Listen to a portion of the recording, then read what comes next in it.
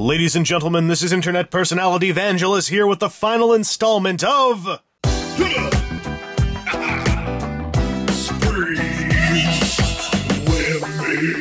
Women's. This is T-elos, the dark twin or rival or whatever thing of KOS-MOS version 4.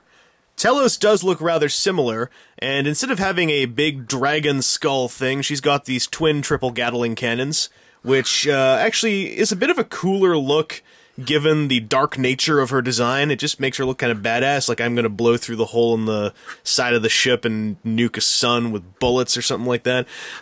She's got all kinds of similar posability to KOS-MOS, so you've seen that already in this little series. She does have slightly different hands in that they're a little bit more asymmetrical. Just like KOS-MOS, she has the special, awesome, doesn't drop the gun no matter what you do hand, and otherwise just has a normal open one on this side, which you can try to stick her Magdalene whatever handgun into, and laugh as it looks comically enormous in her grip, although I guess this is, I don't know, maybe this works out if you're into, like, the Dirty Harry kind of thing anyway. If you swap her other hand, you're going to notice that there's a little bit more construction in the way of the hand socket. She doesn't have her hands attached to the huge forearm pods like on KOS-MOS, and instead she has this kind of asymmetrical thing with a big-ass gauntlet on one side. Now, she also has one other little thing I want to point out now, which is this odd array of stuff connecting one leg to the other with a big pipe across her butt. This hasn't really hindered posability, but I wouldn't go too nuts with this one just in case you're worried about snapping the thing strapped across her backside. The big extra feature she has here is the Knuckle Buster cannon. The way you put this thing together is that you have to swap a bunch of parts off of her arm. First, you put on this alternate little thing on her forearm, which has a piece removed, and then plug this in to show that that piece actually swiveled forward over her knuckle. I swear, it's not parts forming it at all. And now she has her somewhat awkward-looking Knuckle Buster. And if that's not enough for you, you can represent its firing mechanism by plugging in this handy-dandy explosion of lasers, which I think is actually a really cool little accessory.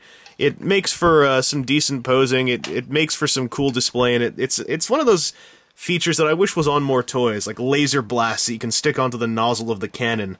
So that's a really cool feature, and it's unique to T-elos. And I dare say I kind of like it more than the dragon skull that KOS-MOS has, because this one's just a little bit more subtle and just streamlined nicer. That plus T-elos' asymmetrical design sort of hits my tastes a little bit more aesthetically. Much like KOS-MOS, she actually came with KOS-MOS' weird cleavage buster, and T-elos has her own cleavage buster. The parts, of course, come with KOS-MOS, inviting you to buy both. Once again, I apologize for this site. It's certainly never going to leave your souls, and it will be burned into your minds and into your children's minds and into the minds of your generations of offspring. In fact, I dare say you will never forget the sight of the tiny square breast pegs. But then you stick these extra parts on top of them and fail to figure out how it works. Like, oh, here we go. And then, once you manage to try to stuff all these things together and you don't put her breasts on upside down because that's a really embarrassing thing to do at parties, she also has a knife which sticks out of her neck. There's something really weird about this. I don't know exactly where to place it. Actually, no, sorry, this knife doesn't stick out of her neck. This knife just sticks straight out of her cleavage.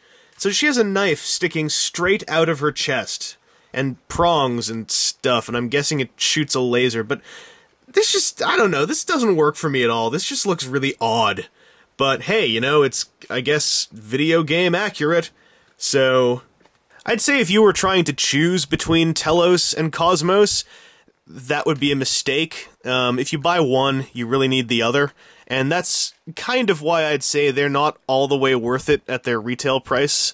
Because, as I said before, they're pretty cool toys. They're just, they're not pretty cool, nearly $30 toys.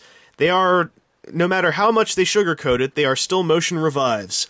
And this just means that these are kind of like motion revives with a ton of extra accessories and detail. So, the stands, too, again, I gotta say, these stands are awesome. So, if you're interested in these and you can find them for really cheap, I'd say go for them if you have the vaguest of interest, because when these were on sale on HLJ, I believe they were marked down to like $5 or $6, and $5 or $6 for this, you know, it's not that much money out of your pocket, and if you think it looks cool, you'll love it. If you don't think it looks cool, I can't really say it'll change your mind when you get a hold of it. Regardless, I hope that this little series of reviews has been interesting, because at the end of the day, for me, girl toys for the sake of girl toys just isn't really my thing. Girl toys for the sake of Spreem secretaries, very much so. But I think a lot of people are after these kind of figures for reasons that don't really click with mine. However, I hope that through these reviews, maybe I've shared some insights or at least juicy HD footage of figures you might have been eyeing on the internets. Anyway, this has been Internet Personality Vangelus, and that was Spreem's Women. I hope you enjoyed it, because I think I'm out of girl toys. I think. Maybe. I'll go take a look in the special cupboard. I mean, like, you know, the tool shed where I keep my hot glue. For fixing the carpets. Shut up! Wait.